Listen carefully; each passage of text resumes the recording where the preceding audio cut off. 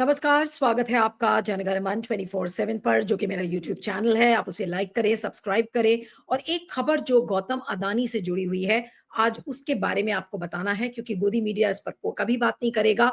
एक खबर है जो हर उस वेबसाइट पर है जो सवाल पूछने वाली वेबसाइट्स हैं, जैसे कि एक न्यूज़ मिनट का मैं आपको स्क्रीनशॉट दिखाती हूँ। उसकी टाइटल स्टोरी है, a year later US securities and exchange commission and India's law ministry unable to serve summons to Adani Group। अब आप ये सोचिए कि एक साल हो गया है और जो यूएस का जो सिक्योरिटीज एंड एक्सचेंज कमीशन है, उन्होंने अपनी एक लेटेस्ट रिपोर्ट सबमिट की है 12 दिसंबर को, यानी कि ये बहुत लेटेस्ट रिपोर्ट है। और जिसमें उन्होंने क्या लिखा है, More than a year after the case was first filed, the United States Securities and Exchange Commission has been unable to serve summons to Gautam Adani, his nephew Sagar Adani, and the Adani Group in India.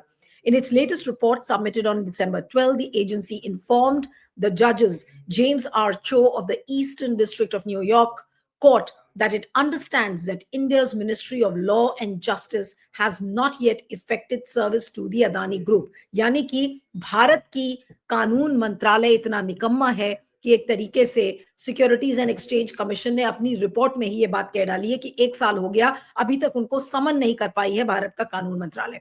और उन्होंने reason क्या दिया, मैं coat कर रही हूँ, because defendants reside in India, the SEC previously initiated the process for serving them under the Hague Service Convention for service abroad of judicial and extrajudicial documents in civil or commercial matters. That process requires assistance from India's Ministry of Law and Justice, which has yet to serve the defendants। SEC ने अपनी status report में कहा है, और SEC now has until India's Republic Day next year to file another status report in the case, and this is the 5th status report this year। यानी कि SEC को हर महीने में, 3 महीने में, 4 महीने में अपनी स्टेटस रिपोर्ट बतानी पड़ती है। तो एक साल में उनको 5 बार इस स्टेटस रिपोर्ट को फाइल करना पड़ा। क्यों? क्योंकि कानून मंत्रालय मोदी जी का ऐसा है कि वो समन ही नहीं भेज पाया गौतम अदानी को। आज इसी पर हम बातचीत करेंगे। हमारे साथ independent media analyst Siddharth Sharma है। सिद्धार्थ, आपका बहुत बहुत स्वागत है। Thank you so much for joining.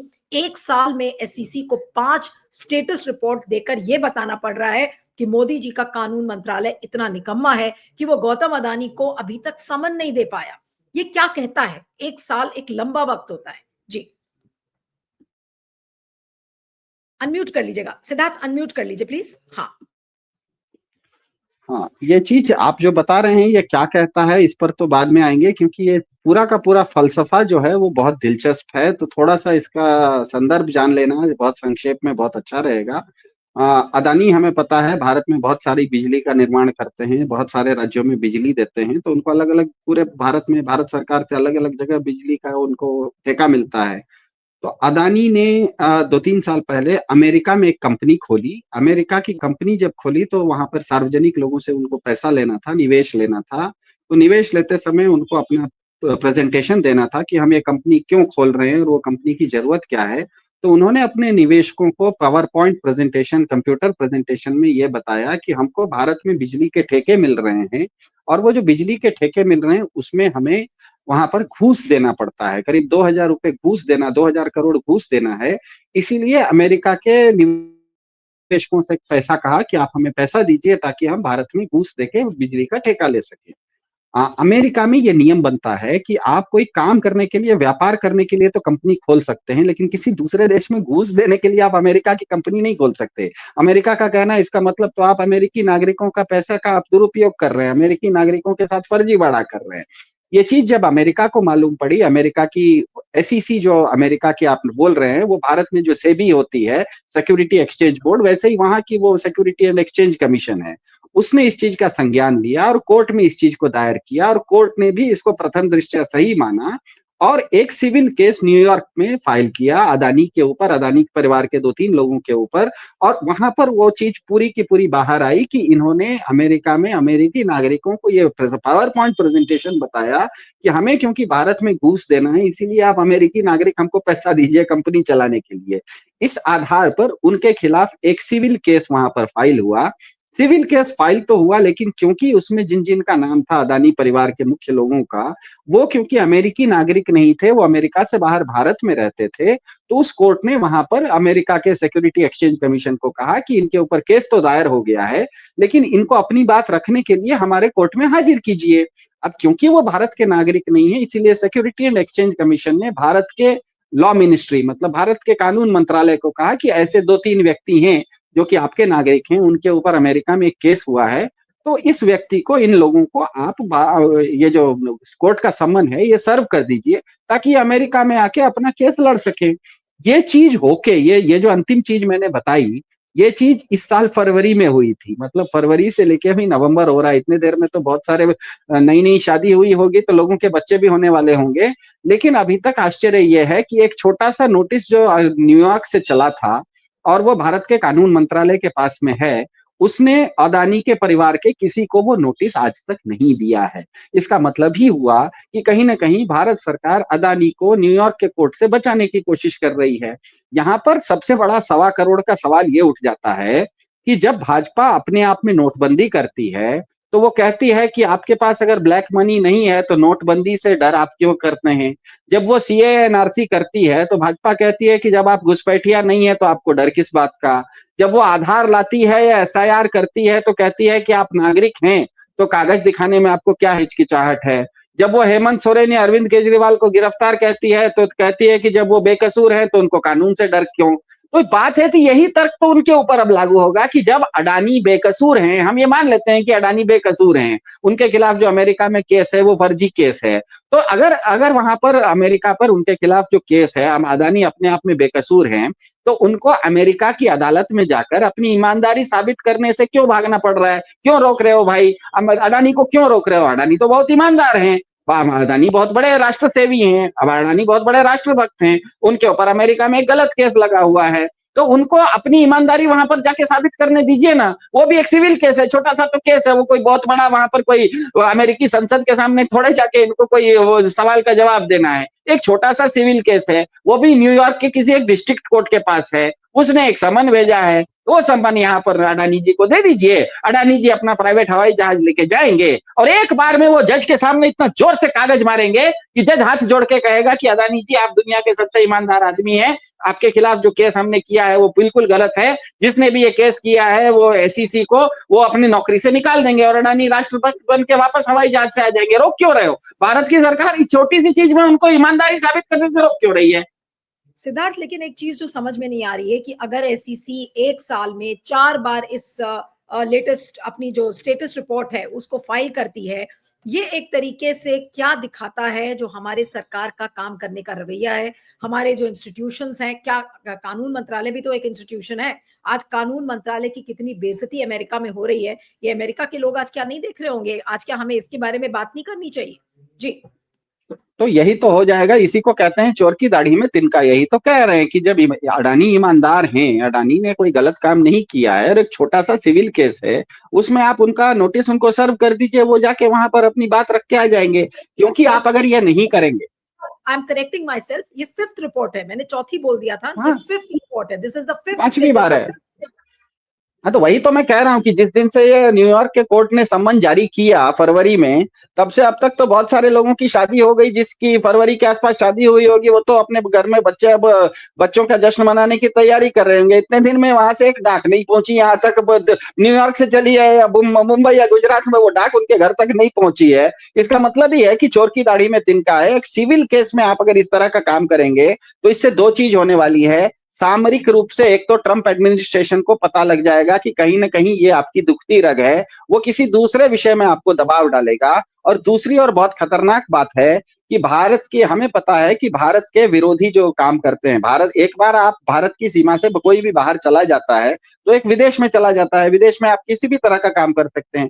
मान लीजिए भारत को कल पता लगा कि भारत विरोधी काम करने वाला कोई बहुत बड़ा कोई आतंकवादी या भारत विरोधी व्यक्ति अमेरिका में जाके बैठा हुआ है, उस समय अगर भारत उसको कहेगा, मान लीजिए भारत को पता लग जाए कि पहलगाम में जो 4 आतंकवादियों ने गोली चलाई थी, अभी तक उनकी शिनाख्त नहीं हुई है, मान लीजिए कल शिनाख्त बात हो जाए कि वो पहलगाम में गोली चला के किसी तरह से भागते भागते अमेरिका चले गए, भारत कहेगा कि ये रहा हमारे पास सबूत, ये रहे पहलगाम में इन्होंने मारा था, ये रहे अमेरिका में बैठे हुए हैं, इन 4 लोगों को भारत भेज दीजिए क्योंकि हमको इनके ऊपर केस करना है। आपको क्या लगता है अमेरिका उस समय देगा आपको कहेगा कि आप एक सिविल केस में तो आपके आदमी को हमको नहीं दे रहे हो, हम अपने आदमी को क्यों दे? तो इसमें होगा ये कि आने वाले समय में बहुत बड़े-बड़े अमेरिका के किसी के साथ आप अगर छोटा सहयोग नहीं करेंगे, आने वाले समय में बड़ी जब जरूरत आपको पड़ेगी तब हो सकता है वो बड़ा सहयोग वो आपको नहीं करे। और दूसरी ओर जब सबसे प्रमुख बात है, इतने छोटे से चीज में आप अगर उसको रोक रहे हैं, उनका सम्मान उनको देने से आनाकानी कर रहे हैं, इसका मतलब जिस तरह से ट्रंप आपके ऊपर दबाव बना रहे हैं, वो तो हर चीज में आपके ऊपर दबाव बना रहे हैं। उनको तो पता लग जाएगा कि अडानी का मामला ऐसा है कि ये तो भारत सरकार की दुखती रग है, हर चीज में कहेंगे कि अडानी को लाओ नहीं तो हम आपके ऊपर टैरिफ बढ़ा देंगे, तो ये तो परेशानी भारत सरकार की बढ़ रही है ना। सिद्धार्थ, जो तिकड़म सरकार कर रही है आज उसके बारे में भी बताना जरूरी है, क्योंकि न्यूज मिनट ने ही इस खबर को किया था कि जो अदानी के लॉयर्स हैं वो जो अमेरिकी प्रशासन है उसके ऊपर दबाव बना रहे थे कि किसी तरीके से केस ड्रॉप कर दो। उसके बाद जो अदानी ग्रुप के आर्गुमेंट्स आए कि भाई वो वेट कर रहे हैं कि जो डोनाल्ड ट्रंप का जो फॉरेन करप्ट प्रैक्टिसेस एक्ट है उसको शायद सस्पेंड कर दिया जाएगा। तो आपको क्या लग रहा है कि क्या इसी वजह से समन नहीं किया जा रहा है? क्योंकि ये तो बिल्कुल साफ हो गया है कि अदानी को बचाने के हर प्रयास इस समय मोदी सरकार कर रही है, और यही वजह है कि उनको समन नहीं सर्व किया जा रहा है। क्योंकि अगर समन सर्व हो गया तो उस पर फिर कोई ना कोई तो एक्शन लेना पड़ेगा, नहीं लेंगे तो और बात खराब हो जाएगी। इससे अच्छा ये कह दो कि भाई समन देना ही नहीं है। तो इसका मतलब आज इस खबर से एक बात और नहीं प्रूव हो गई कि इस समय मोदी जी भले चू भी ना करें, लेकिन मोदी जी और उनकी सरकार पूरी तरह से अदानी को बचाने के हर प्रयास कर रही है। और ये फोन कॉल जो अभी हुआ, तो मोदी जी अपने आप को भी बचा रहे हैं ऐसा लगता है एप्स्टीन फाइल्स में, और अदानी को भी बचा रहे हैं, और बाकी तो सब ठीक ही है जो भी है। जी, ये बिल्कुल स्पष्ट हो जाता है कि अमेरिका में किसी तरह की लॉबिंग तो चल रही होगी, लेकिन जो लॉबिंग चल रही है वो तो अटकल है। लेकिन यहाँ पर तो ये स्पष्ट हो गया ना कि भारत सरकार के पास, भारत कानून मंत्रालय के पास, भारत के एक राष्ट्र प्रेमी, राष्ट्र सेवी अदानी जैसे महापुरुष को अमेरिका से एक छोटा सा सिविल केस का एक समन आया हुआ है। वो अगर आप उनके घर पर गुजरात में या बंबई में जाके नहीं दे रहे हैं, इसका मतलब आप क्यों उनका बचाव कर रहे हैं? ये अनावश्यक रूप से आप बचाव की कोशिश क्यों करें? यहाँ पर तो कहीं पर ये अटकल की बात नहीं है, ये तो साबित हो जाता है। इसका मतलब ये भी है कि अगर अमेरिका में इसके बारे में इनको रोकने की, इस तरह के समन को रोकने की लॉबिंग चलने की कोशिश कर रही है, जिस तरह से आपने कहा करप्ट फॉरेन प्रैक्टिसेस एक्ट वगैरह, तो इसका मतलब आप अमेरिका में भी लॉबी कर रहे हैं। तो एक छोटी सी चीज के लिए भारत सरकार इतनी सारी शक्ति क्यों लगा रही है? इसका मतलब ही है कि कहीं ना कहीं भारत सरकार अडानी को बचाने की कोशिश कर रही है और उसका गलत फायदा ट्रंप साहब उठा रहे हैं। यहां तक कि आपके ऑपरेशन सिंदूर तक को जबरदस्ती अमेरिका में बैठे बैठे रोक दे रहे हैं। इसका मतलब आपका उसका उपयोग वो वहां भी कर रहे हैं। इसका मतलब आपने अपनी दुखती रग एक बार आपने अगर किसी को अपनी दिखा दी, वो बहुत कमजोर छोटी सी दुखती रग भी है। ये क्रिकेट जैसा है। नीलू जी, आप भी बहुत सारा स्पोर्ट्स जर्नलिज्म की हुई हैं, भारत के एक बहुत नामी गिरामी क्रिकेटर रहे हुए हैं। सुरेश रैना आईपीएल में बहुत अच्छा खेलते थे, लेकिन भारत टीम के लिए वो कभी नहीं खेल पाए क्योंकि सामने वाली टीम ने देख लिया कि सुरेश रैना सब कुछ तो कर सकते हैं लेकिन बाउंसर नहीं खेल पाते। आईपीएल में बाउंसर नहीं खेला जाता है, टेस्ट मैच में तो बाउंसर है, तो बेचारा उनका पूरा कैरियर खराब हो गया। वो जीवन भर टेस्ट मैच नहीं खेल सके, भले वो आईपीएल में बहुत बड़े धुरंधर खिलाड़ी बन गए हों। तो आप अगर एक बार अपनी दुखती रग किसी को बता देंगी तो उसके बाद तो वो हर चीज में उसका उपयोग करेगा। और मुझे ये आश्चर्य हो रहा है कि कल अगर मान लीजिए भारत को पता लग जाए या भारत के पास प्रमाण मिल जाए कि पहलगाम में जो आतंकवादियों ने आतंकवादी घटना की थी, हमारे 26 लोगों को, निरपराध लोगों को, निरीह लोगों को मारा था, वो किसी कारण से अमेरिका में जाके बैठ गए हैं, तो भारत सरकार किस मुंह से अमेरिका से उन लोगों को वापस मांगेगी? अमेरिका कहेगा कि आप छोटे से सिविल केस में अपने आदमी को हमको नहीं देते तो हम अपने आदमी को आपको क्यों दे दें? तो इसका मतलब ही है कि भारत सरकार अपने आप को अनावश्यक रूप से यहाँ पर फंसाती जा रही है।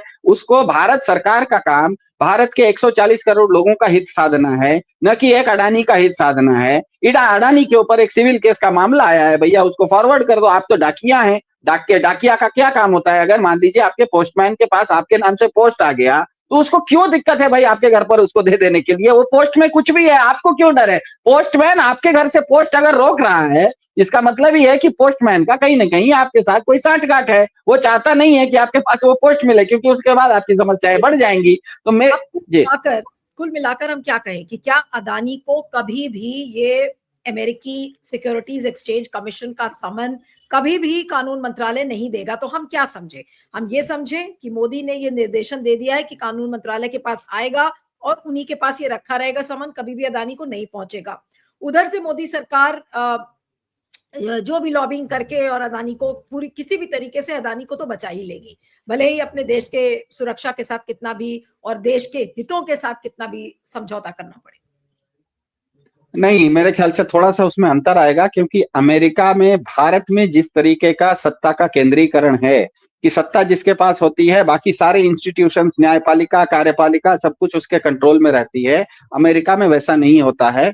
ट्रंप साहब भले दुनिया भर के लिए बहुत ताकतवर प्रेसिडेंट हों, लेकिन अमेरिका अपने आप में, उसका नाम ही है यूनाइटेड स्टेट्स ऑफ, अभी तक वो अपने आप को अमेरिका नहीं बोलता है, यूनाइटेड स्टेट्स ऑफ अमेरिका बोलता है। हर राज्य के अपने नियम होते हैं। अभी हाल फिलहाल में हमने देखा, वहां पर एक ममदानी साहब थे न्यूयॉर्क में, वो ट्रंप के विरोधी थे, लेकिन वहां के लोगों ने उनको जिता दिया। और जीतने के बाद ट्रंप ने बोला भी कि ठीक है भैया, तुम जीत गए हो तो तुमको जो जो चाहिए हम देंगे, हम तुम्हारे साथ कोई मतलब तुमको दिक्कत नहीं देंगे। जिस तरह से यहाँ पर क्या कहते हैं, हमारे राज्यपाल कभी तमिलनाडु में बिल रोक लेते हैं, कभी बंगाल में रोक लेते हैं, कभी अरविंद केजरीवाल को दिल्ली में काम करने नहीं देते, वैसा काम अमेरिका में नहीं होता है, क्योंकि वहां की व्यवस्था में विकेंद्रीकरण है। तो वहां का जो जज है वो 5 बार हो गया, हो सकता है 5 बार और 4 बार देखे, उसके बाद हो सकता है अडानी को भगोड़ा घोषित कर दे। ये भी हो सकता है उसके बाद वो एफबीआई को दे दे, एफबीआई के मोस्ट वांटेड लिस्ट में। आपको पता है, भारत सरकार का एक कर्मचारी, भारत सरकार की कार्यपालिका का एक कर्मचारी आज एफबीआई के मोस्ट वांटेड लिस्ट में, उसका नाम, उसका फोटो लगा हुआ है, उसके ऊपर रिवार्ड है।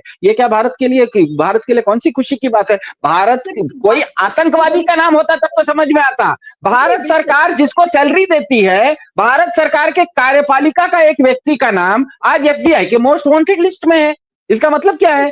तो वहां पर इसका मतलब है कि अमेरिका में आने वाले समय में मुझे आश्चर्य नहीं होगा कि अडानी को या इस तरह के लोगों को भगोड़ा घोषित कर दे कि हमने तो इतने बार कोर्ट में नोटिस दिया, आप अगर बेकसूर थे तो आप आके आए यहाँ पर, आपने अपना बचाव नहीं किया, अमेरिकी लोगों का पैसा आप हड़प के चले गए हैं, आपको अपने आप को बचाव करने का हमने पूरा मौका दिया, आप नहीं आए तो हम आपको भगोड़ा घोषित कर देंगे। मेरे ख्याल से हमारी एक्सट्रेडिशन ट्रीटी तो है ही अमेरिका के साथ, और एक्सट्रेडिशन के लिए भी अप्लाई कर सकता है अमेरिका। लेकिन मैं यहाँ पर, कितनी शर्मनाक है ये, पूरे भारत के लिए कितने बड़े शर्म की बात है। इसलिए मैं जो ये एसईसी की फाइलिंग का जो टेक्स्ट है, छोटा सा है, उसको पढ़ देती हूँ और उसके बाद सिद्धार्थ आपसे अंतिम कमेंट लूंगी, क्योंकि ये पढ़ना जरूरी है ताकि लोगों को पता चले कि किस तरीके का से मिसलीड करने की कोशिश करती है मोदी सरकार। उन्होंने क्या लिखा है? Pursuant to the court's order October 15th 2025 status report order, ये लास्ट उनकी जो रिपोर्ट थी, Plaintiff Securities and Exchange Commission respectfully submits this report regarding its efforts to serve the summons and complaint on defendants Gautam Adani and Sagar Adani. Because defendants reside in India, SEC previously initiated the process for serving them under the Hague Service Convention for service abroad of judicial and extrajudicial documents in civil or commercial matters. That process requires assistance. अब ये line देखिएगा, this process requires assistance from India's Ministry of Law and Justice, which has yet to serve defendants. 1 साल हो गया, लेकिन ये line इसमें अपने आप दिखाता है और कितनी बड़ी बेइज्जती है भारत की।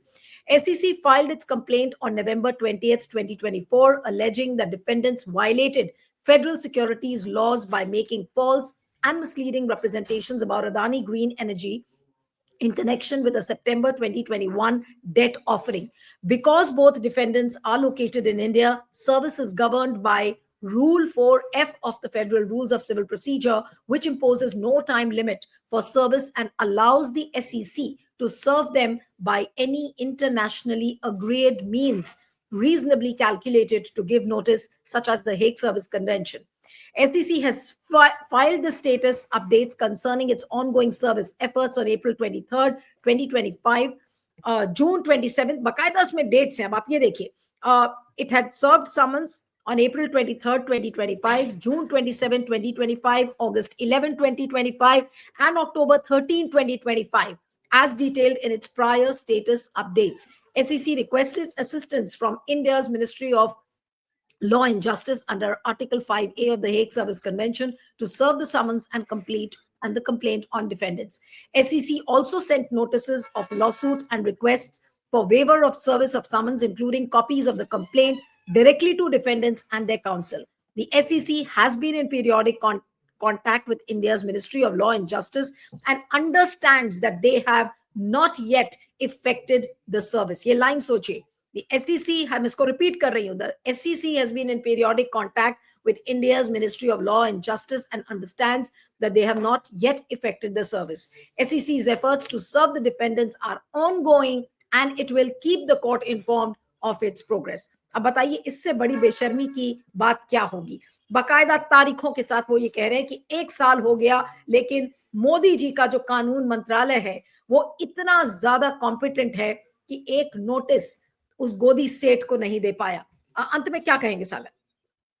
ये बिल्कुल अब स्पष्ट हो जाता है कि भारत का जो कानून मंत्रालय है उसको कानून का पालन करना है। कानून का पालन का मतलब, अगर आपको कोई विदेश से किसी व्यक्ति के बारे में सिविल केस में आपको अगर कोई नोटिस आता है, तो क्योंकि भारत भी वो हेग सर्विस कन्वेंशन का सिग्नेटरी है, भारत ने भी उस पर दस्तखत किए हैं, तो वो नोटिस को वहां पर भिजवाना ये कानून कहता है। तो भारत लेकिन आपने अगर उस तरह की चीजों को रोक के रखा है और कोई कारण नहीं दे रहे हैं, इसका मतलब भारत का कानून मंत्रालय कानून के अनुसार नहीं चल रहा है, वो किसी की ढाल बन रहा है। मुझे बताइए, उसका नाम भारत का कानून मंत्रालय है या अडानी का ढाल मंत्रालय है? यहाँ पर कानून मंत्रालय है, उसको कानून के अनुसार जो भी उसको करना है उसको कर देना चाहिए, लेकिन यहाँ पर वो ढाल बनते हुए दिख रहा है। तो कानून का तो उल्लंघन हो ही रहा है, अमेरिकी कानून का भी उल्लंघन हो रहा है, भारतीय कानून का भी उल्लंघन हो रहा है, अंतरराष्ट्रीय कानून का भी उल्लंघन हो रहा है, क्योंकि आप कानून मंत्रालय नहीं रहे, आप तो किसी की ढाल बन गए। दूसरा, सैद्धांतिक रूप से भाजपा के लिए ये बहुत दिक्कत आ रही है, क्योंकि भाजपा भारत में कभी भी किसी भी तरह का कानून लाती है, जैसे मैंने कहा नोटबंदी वो लाई, तो उसने कहा कि आपके पास अगर ब्लैक मनी नहीं है तो 2000 का नोट बंद हो जाए, आपको चिंता किस बात की है? वो जब आधार या एसआईआर लाती है, लोगों से कागज मांगती है, तो कहती है कि आपके पास, जब आप भारत के नागरिक हैं तो कागज दिखाने में आपको डर कैसा? तो यहीं पर वही तो तर्क उनके ऊपर भी लागू होता है। हमारा तो मानना है कि अडानी पूरी तरह से बेकसूर है, अमेरिका में उनके खिलाफ केस बिल्कुल बेबुनियाद है, उनको अमेरिका में की अदालत में जाके अपनी ईमानदारी का सबूत देने से भारत का कानून मंत्रालय क्यों रोक रहा है? एक बार उनको सर्विस दे दीजिए, वो अपना हवाई जहाज उठाएंगे, 22 घंटे में अमेरिका पहुंच जाएंगे, वहां जज के सामने मुंह पर मारेंगे अपनी ईमानदारी का क्या कहते हैं प्रमाण, और जज भी हाथ जोड़ के बोलेगा कि गलती हो गई, हमसे गलती हो गई, हमारे ऊपर, आपके ऊपर जो केस था बिल्कुल गलत था, वो उनको बाइज्जत बरी कर देगा, वो सर्टिफिकेट लेके अगले 48 घंटे में भारत आ जाएं, भारत विश्वगुरु बन जाएगा। आप अगर ये नहीं करते हैं, इसका मतलब है कि आप कानून मंत्रालय की आड़ में अपने आप को ढाल मंत्रालय बना के रखे हैं। तो ढाल मंत्रालय तो भारत में कहीं हमने तो नहीं सुना कि ढाल मंत्रालय भारत ने बनाया। आप अगर कानून मंत्रालय तो कानून चलाएंगे ना, ढाल मंत्रालय तो नहीं बन सकते। एक चलते चलते बहुत छोटा सा कमेंट, बहुत संक्षेप में, कि क्या अमेरिकी अदालत में आज ये प्रूव हो गया कि जो भारत की कानून व्यवस्था है वो बिल्कुल लचर है? एक तरीके से मोदी जी ने खुद ही अपनी असफलता का प्रमाण अमेरिकी अदालत में दे दिया। देखिए, कानून होता ही कहीं पर भी, कोई भी समाज जब होता है, कानून होता है समाज में। आप देखिए, जंगल में जाइए तो कोई कानून नहीं होता, आप अगर दुनिया भर के समुद्रों में चले जाइए तो वहां कोई कानून नहीं होता। जो बड़ा होता है, बड़ी मछली छोटी मछली को खा जाती है, शेर हिरन को खा जाता है, वहां कोई कानून नहीं होता। कानून केवल और केवल होता है समाज में, मानवीय समाजों में। तो समाज निर्माण कभी भी जब होता है, किसी भी जगह पर समाज निर्माण होगा, तो वो न्याय प्रधान ही हो सकता है, वो अपनत्व प्रधान नहीं हो सकता। उदाहरण के लिए, कोई अगर जज बन के बैठा हुआ है, उसके सामने अगर कोई एक गलती करके उसका बेटा भी आए तो उसको वही सजा होगी, कोई अनजान भी आए तो वही सजा होगी। इसीलिए कानून का मतलब ही होता है, वो न्याय प्रधान व्यवस्था होती है। किसी भी समाज को आपको चलाना है तो वो न्याय प्रधान व्यवस्था से ही चला सकते हैं। दिक्कत यहाँ पर यह है कि भाजपा कभी भी अपने आप को नहीं कहती कि मैं समाज व्यवस्था चला रही हूँ, वो कहती है कि मैं दुनिया का सबसे बड़ा संगठन हूँ। तो संगठन निर्माण कभी भी होता है, वो न्याय प्रधान नहीं हो सकता, संगठन हमेशा अपनत्व प्रधान होता है। इसीलिए भाजपा बेटी बचाओ का नारा भी देती है, और बेटी बचाओ का जो ब्रांड एम्बेसडर है वो प्रज्वल रेवन्ना जैसे लोग और ब्रिजभूषण शरण सिंह जैसे लोगों को भी बनाती है। भाजपा ये भी कहती है कि वो परिवारवाद के खिलाफ है, और वही आईसीसी के चेयरमैन जय शाह को भी बनाती है। तो भाजपा के साथ दिक्कत यह है कि भाजपा कभी भी समाज निर्माण भाजपा का मुख्य उद्देश्य नहीं रहा, उसका उद्देश्य हमेशा संगठन निर्माण है, और संगठन हमेशा बनता है, न्याय प्रधान संगठन नहीं बनता। संगठन का मतलब है अपनत्व प्रधान, अपनों के 100 खून भी माफ होंगे, तुम अगर गैर हो तो तुम्हारी एक छोटी गलती के लिए भी तुमको फांसी होगी। भाजपा यही कर रही है, भाजपा ये एसआईआर में क्या कर रही है कि गरीब ग्रामीण श्रमजीवी जनता जो भाजपा को वोट नहीं डालती है उसका वोट काट दे रही है। और अगर आप भाजपाई हो तो आप अगर एमपी भी हो तो आप दिल्ली में भी वोट डालते हो और बिहार में भी जाके वोट डालते हो। मतलब आप अगर भाजपा के अपने हो तो आपको 2 वोट है, एक दिल्ली में भी है, एक बिहार में भी है। और अगर आप भाजपा के वोटर नहीं हो और आप अगर गरीब हो तो आप अपने घर में भी बैठे हो तो आपका वोट कट जाएगा। इसका मतलब फिर मैं कह रहा हूं, भाजपा कहीं पर भी इस देश को भाजपा के सिद्धांत को देखिए, भाजपा कहीं ये नहीं कहती कि वो एक समाज का निर्माण करने वाली है। वो उसके उसके कहीं पर भी वोकैब्युलरी में, भाजपा के वोकैब्युलरी में कहीं आपको समाज शब्द नहीं मिलेगा, क्योंकि समाज होता ही है, न्याय प्रधान होगा तभी वो समाज होगा। मतलब रोड है, रोड पर बाएं तरफ जाना है, सबको पता है। भारत के प्रधानमंत्री भी जाएगा तो बाएं तरफ ही जाएगा, मैं और आप जाएंगे तो भी बाएं तरफ जाएंगे, भारत का राष्ट्रपति आएगा तभी बाएं तरफ ही जाएगा। वो ये नहीं कह सकता कि मैं भारत का राष्ट्रपति हूं इसीलिए गाड़ी को दाएं साइड में ले जाऊंगा। तो कानून जो होता है, समाज जो होता है, वहां पर न्याय सबके लिए बराबर होता है। भाजपा कहीं ये नहीं कहती कि वो समाज निर्माण करती है, वो संगठन प्रधान इकाई है। संगठन प्रधान जब आप इकाई हो जाते हैं तो आप अपनों को बचाव करते हैं, अपनों की 10 गलती भी होती है। आपके हम तो सुनते थे कि वहां पर जो किसान थे जिनके ऊपर थार चढ़ गई थी, वो भी तो कोई केंद्रीय मंत्री का बेटा था। कहाँ गया वो? केंद्रीय मंत्री भी वहीं पर है, बेटा भी वही है, क्योंकि थार चलाने वाला कौन था? अपना बंदा था। थार के नीचे मरे कौन? वो गैर थे। तो इसीलिए मेरे ख्याल से भाजपा के साथ कमजोरी है। भाजपा ये नोटिस नहीं सर्व कर सकती, मुझे नहीं लगता है कि आने वाले समय भी सर्व करेगी, लेकिन इसका नतीजा यह होगा कि धीरे धीरे भारत और अमेरिका के संबंधों के बीच में, खास करके वहां का जो कोर्ट है वो किसी ट्रम्प वम्प की बात नहीं सुनता, वो अपने आप में स्वतंत्र है। 2-4 बार नोटिस आएगा, हो सकता है अदानी को क्या कहते हैं, भगोड़ा वहां की न्यायपालिका कर दे, और ट्रम्प साहब को कहीं ना कहीं भारत के साथ ट्रेड डील, अपना अपना चीज बेचने के लिए भारत को दबाना है। उनको पता लग जाएगा कि अडानी के मामले में तो भारत सरकार पूरी तरह से उसका वीक स्पॉट है, तो वो और ज्यादा दबाते चले जाएंगे। तो मेरे ख्याल से आने वाले समय में भारत सरकार के लिए थोड़ा सा ऑकवर्ड समय ज्यादा होने वाला है, ये बिल्कुल अब स्पष्ट हो गया। चलिए, आपका बहुत बहुत शुक्रिया Siddharth, thank you so much for joining. Thank you.